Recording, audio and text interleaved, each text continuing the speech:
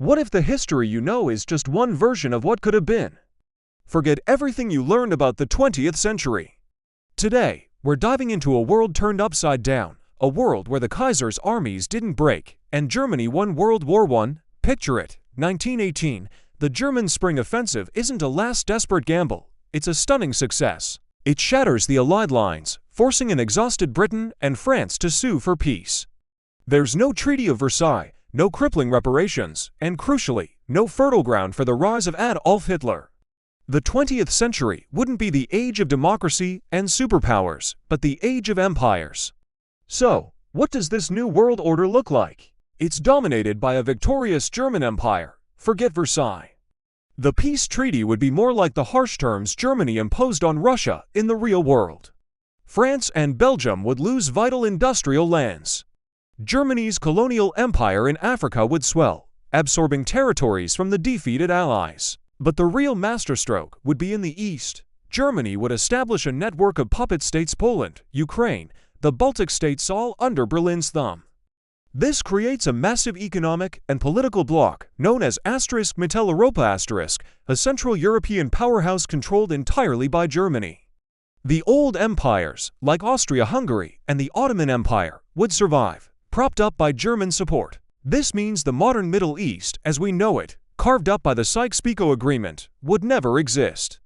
And what about the other major players? Britain, defeated and economically broken, would see its global empire crumble much faster. The United States, having joined the war late and on the losing side, would retreat into deep isolationism. Its rise as a global superpower delayed indefinitely. The 20th century wouldn't belong to America or the Soviet Union.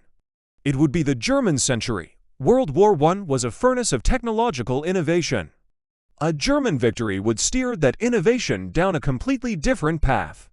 The German military's focus on heavy industry, mighty U-boats, and colossal Zeppelins would continue. While the Allies pushed tank development, a victorious Germany might have seen them as less important. Instead, imagine a world where civilian airships, not airplanes, dominate the skies for travel and transport. Germany's pre-war scientific genius would continue unchecked. We might see an accelerated golden age of German science thanks faster breakthroughs in pharmaceuticals, advanced automotive engineering from brands like Mercedes-Benz, and new forms of power generation. The world would be more technologically advanced in some ways, but perhaps more primitive in others.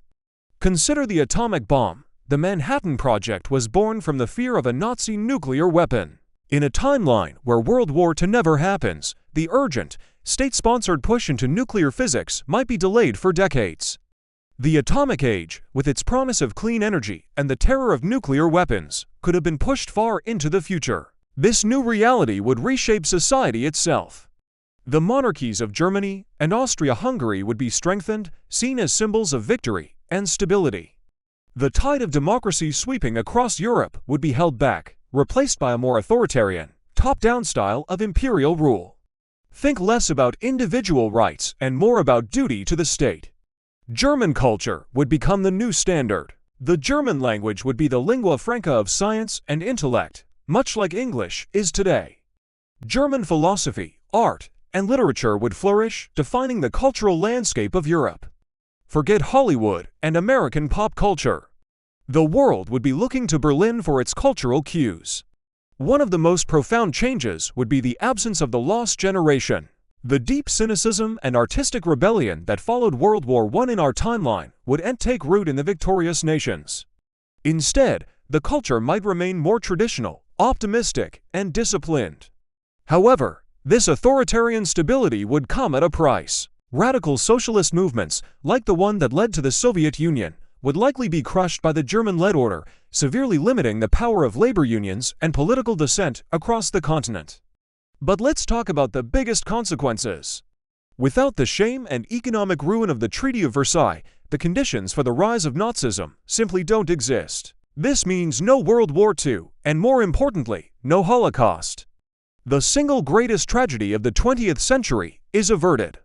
Furthermore, with a strong, German-backed Eastern Europe, the Bolshevik Revolution in Russia might have been crushed in its infancy or contained to a weak, isolated state. This means no Soviet Union, and therefore, no Cold War. The decades of nuclear standoff, proxy wars, and ideological struggle between East and West would never happen. But this alternate world is no utopia. Decolonization would be a much slower, and likely bloodier, process. The victorious empires would cling to their colonies for longer. Germany, as a new colonial power, would leave its own unique and likely harsh mark on Africa. So, we're left with the 20th century without its defining conflicts. A world that's more stable on the surface, technologically advanced in different ways, but far less democratic and far more authoritarian.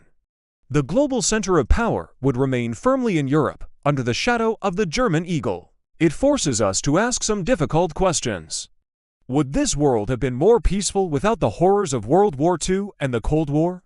Or would German imperial dominance have led to its own form of tyranny? Was the messy, often violent, rise of democracy in our timeline a necessary price for the freedoms we have today? What do you think? Was the biggest disaster averted or the greatest opportunity lost if Germany had won World War I? Let me know your thoughts and your own alternate scenarios in the comments below. And if you enjoy exploring these historical what-ifs, don't forget to like this video and subscribe for more deep dives. Thanks for watching.